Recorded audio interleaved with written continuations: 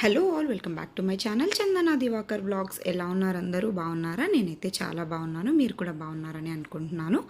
So మేము last month తిరుమలకి వెళ్ళామన్నమాట. అప్పుడు తీసుకున్న వీడియో ఇది. మేము తిరుమలకి ట్రైన్లో వెళ్ళాము. యాక్చువల్గా ప్లాన్ అయితే మా అత్తయ్య, మామయ్య, మా బావ వాళ్ళు అండ్ మేము అందరం కలిసి వెళ్ళాలని ఉండేది. బట్ దీనికి ఆఫీస్ వర్క్ ఉండడం వల్ల మేము ఇటు నుంచి వాళ్ళు అటు నుంచి రావాల్సి వచ్చింది. మోరోవర్ వాళ్ళకి బెంగళూరు నుంచి తిరుపతి దగ్గర కాబట్టి మాకే కొంచెం దూరం అనుకోండి. సో ఏంటంటే ఇక్కడి నుంచి దీని కార్ డ్రైవ్ చేయాలి అంటే చాలా టైర్డ్ అయిపోతాం కదా, అండ్ ఒక్కడే అందులోనూ. సో చాలా టైర్డ్ అయిపోతాము, రెస్ట్ ఉండదు అని చెప్పేసి మేము ట్రైన్ ప్రిఫర్ చేసాము. సో ట్రైన్ జర్నీ కూడా మేము చేయక చాలా రోజులు అయిపోయింది. చాలా ఎక్సైట్మెంట్తో వెళ్ళామన్నమాట. బికాజ్ మా పెళ్ళైన కొత్తలో మేము చేసిందే ట్రైన్ జర్నీ. ఇంతవరకు మళ్ళీ చేయలేదు, మళ్ళీ ఇప్పటికి కుదిరింది. సో కొంచెం బాగా ఎక్సైట్మెంట్ ఫీల్ అయ్యాం. బికాజ్ నాకు దీనికి ఇద్దరికి ట్రైన్ జర్నీ అంటే చాలా ఇష్టము. సో నేనైతే ఇంటి నుంచి పులిహోర, పెరుగన్నం తీసుకొని వచ్చాను. బట్ మా దీను ట్రైన్లో ఫుడ్ తినాలి అని చెప్పేసి అక్కడ తీసుకొని తిన్నాడనమాట. పర్లేదు, బాగానే ఉందంట. మళ్ళీ పులిహోరనే తిన్నాడు అనుకోండి, కొంచెం తినేసి. అండ్ సో మార్నింగ్కి మేము తిరుపతి రీచ్ అయ్యాము. అక్కడే కొంచెం ఒక హోటల్ తీసేసుకొని ఇమ్మీడియట్గా జస్ట్ ఫ్రెష్ అప్ అవ్వడానికి, జస్ట్ స్నాన్ చేయడానికి అనమాట. సో ఒక హోటల్ తీసేసుకొని, రూమ్ తీసేసుకొని మేము ఫ్రెష్ అప్ అయిపోయాము. అంతలోపు మా బావ వాళ్ళు కూడా వచ్చారు. అందరం కలిసి బ్రేక్ఫాస్ట్ చేద్దామని చెప్పేసి బ్రేక్ఫాస్ట్ బఫెట్కి అయితే వెళ్ళాము. ఇదైతే హోటల్ పై వైస్రాయ్ అని చెప్పేసి హోటల్ అనమాట. దాంట్లో మేము బఫెట్కి అయితే వెళ్ళిపోయాము. బ్రేక్ఫాస్ట్ బఫెట్కి టేస్ట్ చాలా బాగుండింది. మంచిగా కుమ్మేసి దాని తర్వాత మేము వేరే ప్లేసెస్ చూడడానికి అయితే వెళ్ళామన్నమాట. అంటే గోవిందరాజ స్వామి టెంపుల్, తిరుచానూరు, తర్వాత అలివేలు మంగాపురం, ఈ టెంపుల్స్ అన్నీ కవర్ చేసుకున్నాము ఆఫ్టర్నూన్ వరకు. ఆ తర్వాత మేము శ్రీకాళహస్తి బయలుదేరామన్నమాట.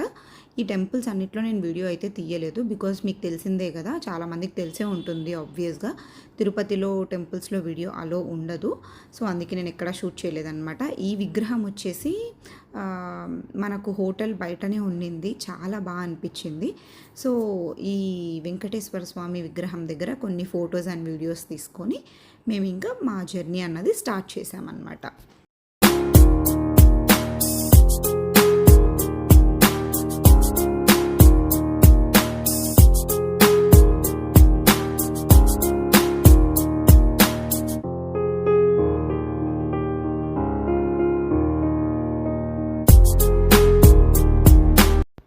మేము ట్రైన్లో వచ్చాం కాబట్టి ఇంకా అందరం కలిసి ఒకటే కార్లో అడ్జస్ట్ అయిపోయాము. యూజువల్గా అయితే ఈధర్ పెద్ద కార్ తీసుకొని వెళ్తాము, లేకపోతే 2 కార్స్లో వెళ్తాము. బట్ మేము ట్రైన్లో రావడం వల్ల ఒక కార్లో అడ్జస్ట్ అయిపోయినాము. ఇంకా వేరేది రెంట్కి తీసుకుందాం అనుకున్నాం, కానీ అనవసరంగా ఎందుకు ఇక్కడిక్కడే కదా తిరుగుతాము, ఈ కొంచెం సేపటికి మళ్ళీ ఇంకొక కార్ ఎందుకు, మళ్ళీ మేము రిటర్న్ కూడా బస్ బుక్ చేసుకున్నాము. సో బస్సులో వెళ్ళిపోతాము. సో ఈ కొంచెం సేపటికి ఎందుకు అని అన్నట్టు మేము ఇంకా దీంట్లోనే అడ్జస్ట్ అయిపోయామన్నమాట. అందరం కలిసి ఉంటే బాగుంటుంది కదా. 2 కార్స్లో ఉంటే నేను పిల్లల్ని మిస్ అవుతున్న ఫీలింగ్ వస్తుంది, అండ్ వాళ్ళు మమ్మల్ని మిస్ అవుతున్న ఫీలింగ్ వస్తుంది. సో అందరం ఒకే దగ్గర ఉంటే మంచిగా ఎంజాయ్ చేసుకుంటూ మాట్లాడుకుంటూ వెళ్ళిపోవచ్చు కదా అని చెప్పేసి. సో ఇక్కడ చూడండి, కోనేరు ఎంత బాగుందో అసలు, నీట్గా అసలు బ్లూ కలర్లో నాకైతే చాలా పీస్ఫుల్గా అనిపించింది అనమాట. చాలా బాగా అనిపించింది. సో ఇలా దేవుడి దర్శనాలన్నీ చేసేసుకొని, నేను ఎలాగో వీడియో షూట్ చేయనని చెప్పాను కదా, సో అందుకే చేయలేదు. దర్శనాలన్నీ చేసేసుకున్న తర్వాత మేము మధ్యాహ్నం లంచ్ చేసుకొని ఆన్ ది వేలో శ్రీకాళహస్తికి వెళ్తున్నాము. సో ఆన్ ది వేలోనే లంచ్ చేసేసుకొని కాళహస్తికి అయితే వెళ్ళిపోయామన్నమాట.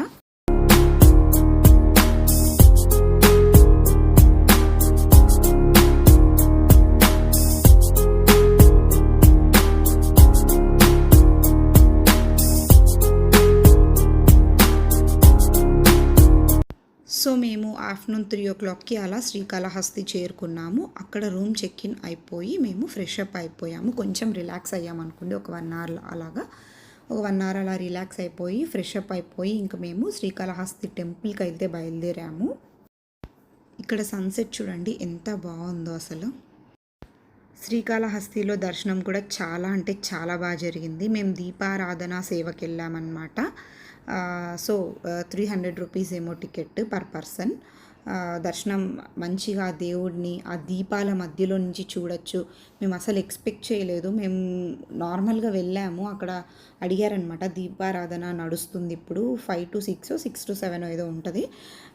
సో నడుస్తుంది, మీరు ఏమైనా వెళ్ళాలనుకుంటే వెళ్ళొచ్చు అంటే మాకు ఎందుకో వెళ్ళాలనిపించి వెళ్ళిపోయాము. వెళ్ళి చాలా మంచి డెసిషన్ తీసుకున్నాము అనిపించింది, అంత బాగుండిందనమాట. ఇంకా రిటర్న్లో కొంచెం ఫ్రైడ్ రైస్ అలా తినేసి మేము రూమ్కి అయితే వచ్చేసాము. అన్న పాతియే దేశుడు ఆ పాట పాడే వీడియో తీస్తాను ప్లీజే ప్లీజే. ఇప్పుడు పాడే గుడ్ గర్ల్ కదా నువ్వు. ఇటు తిరుగు.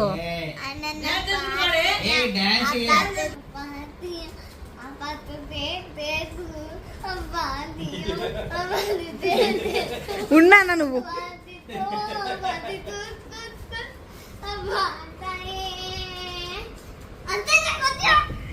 ఎంత క్యూట్గా అన్నవే. జాన్స్ నువ్వు పాడతావా? అదైనాక రాను బొంబాయికి రాను.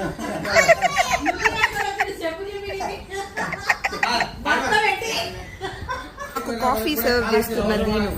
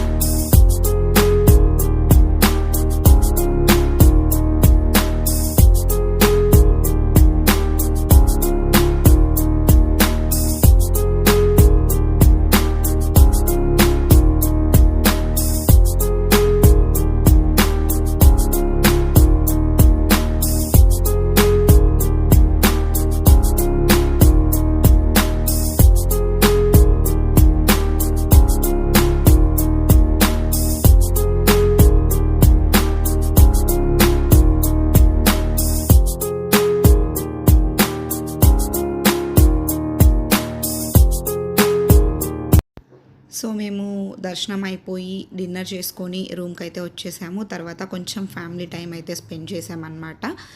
మా బావ వాళ్ళు బెంగళూరులో ఉంటారు అండ్ మేము హైదరాబాద్లో ఉంటున్నాం కాబట్టి ఈ మధ్య అందరం కలిసి చాలా రోజులు అయిపోయింది అని చెప్పేసి ఒక 1 to 2 hours మంచిగా ఫ్యామిలీ టైం స్పెండ్ చేశాము. నేను పిల్లలతో బాగా ఆడుకున్నాను అనమాట. సో నేను యాక్చువల్గా ఇంతకుముందు క్లిప్పింగ్స్ అంతా రా పెట్టడానికి రీజన్ ఏంటి అంటే హేష్వి జయాన్స్ క్యూట్గా మాట్లాడుతూ ఉంటారు. సో అవన్నీ మీరు కూడా వినాలి, బాగుంటుంది అని చెప్పేసి రా అలాగే పెట్టేశాను. ఎస్ కమాన్, ఇంకొంచెం అట్ల పోండి, దూరం చేయండి, ఇద్దరు చేయండి. బాబా మధ్యలో చేయండి రా, ఫుల్ కవర్ గారు.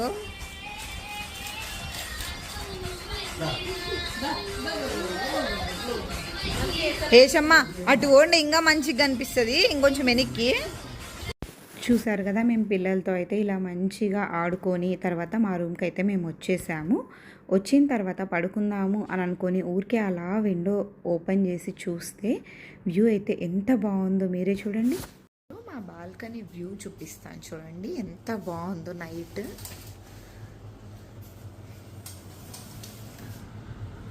కనిపిస్తుందో, లైట్ ఆఫ్ చేయనా? లైట్ ఆఫ్ చేస్తే ఇంకా బాగా కనిపిస్తుంది. చూడండి ఎంత బాగుందో. ఈ కింద ఈ గోపురం ఉంది కదా, ఈ గోపురం వచ్చేసి శ్రీకాళహస్తి గోపురము, మెయిన్ గుడ్ టెంపుల్ది. పైన శివుడు ఉన్నాడు కదా, అది వచ్చేసి భక్త కన్నప్ప టెంపుల్ అన్నమాట. మేము శ్రీకాళహస్తికి అయితే వెళ్ళి ఈ మెయిన్ టెంపుల్కి అయితే వెళ్ళి మంచిగా దర్శనం చేసుకొని అయితే వచ్చాము. బట్ భక్త కన్నప్ప టెంపుల్కి వెళ్ళే టైం కుదరలేదు. హోప్ఫుల్లీ నెక్స్ట్ టైం వెళ్ళాలి అనుకుంటున్నాను. చాలా బాగుంది, ఇలాగే చూసుకుంటూ ఉండాలనిపిస్తుంది.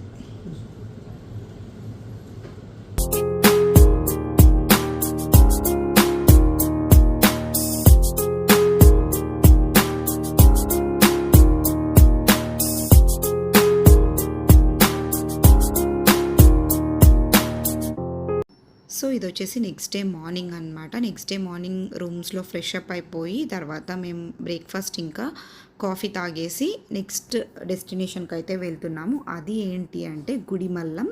గుడిమల్లం అన్నది శివుడి టెంపుల్, చాలా బాగుంటుంది. నేను నెక్స్ట్ దాని విశిష్టత మొత్తం చెప్తాను, ఆ గుడి చూయించుకుంటూ చూడండి, మిస్ అవ్వకండి.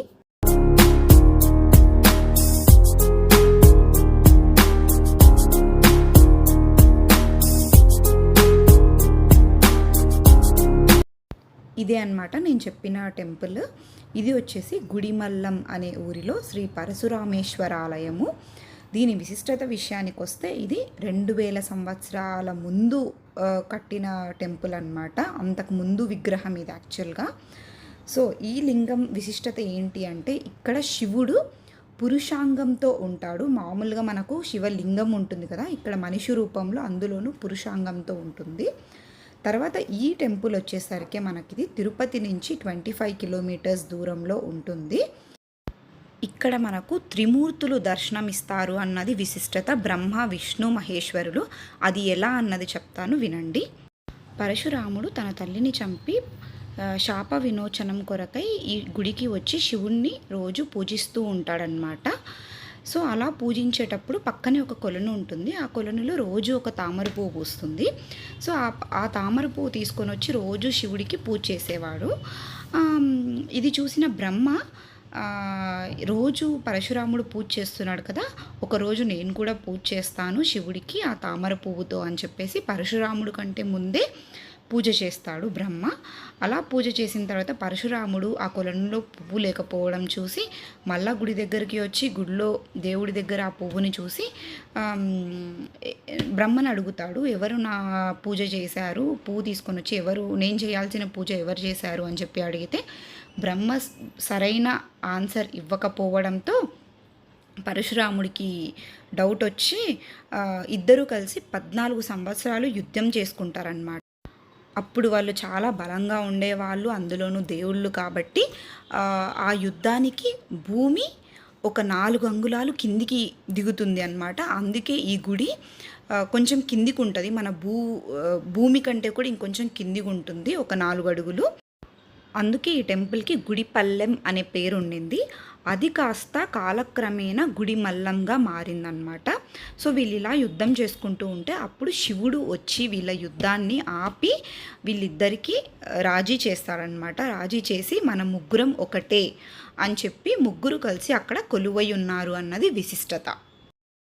కాబట్టి దేవుడికే శాప విమోచనం కలిగిన ఈ టెంపుల్లో మానవులం మనము ఎన్నో చేసింటాము. మనకు కూడా మన పాపాలు ఏవైనా చేసినవి ఉంటే అవన్నీ ఈ గుడిని దర్శించుకుంటే అవన్నీ తొలగిపోతాయి అని చెప్పేసి ఇక్కడ విశిష్టత అన్నమాట.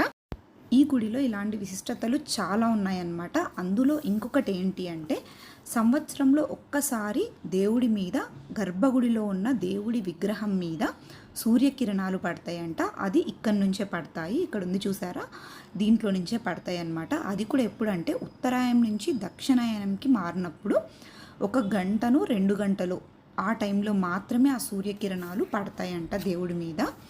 అలాగే ఇక్కడ ఇంకొక విశిష్టత ఏంటి అంటే 60 సంవత్సరాలకు ఒకసారి స్వర్ణముఖి నది ఇక్కడ దేవుడికి అభిషేకం చేసుకొని వెళ్తుందంట. అది కూడా ఒక్కసారి మాత్రమే జరుగుతుంది, 60 సంవత్సరాలకి ఒక్కసారి మాత్రమే.